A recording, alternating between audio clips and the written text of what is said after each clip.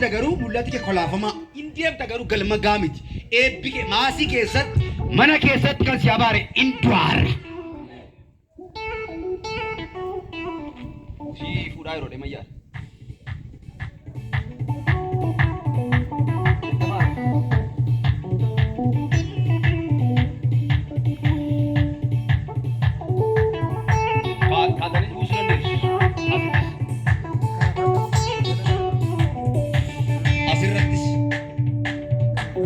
Anilesera nambari apa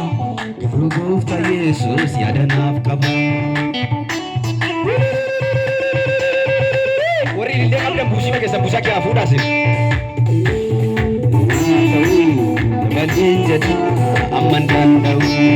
Kisaf kalana tau Balin jada amman dandau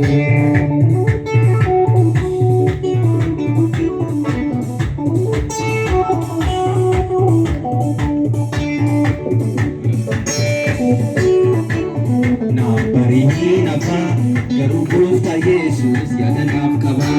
sokatoni kesa Parchuma ulvina ranatesisi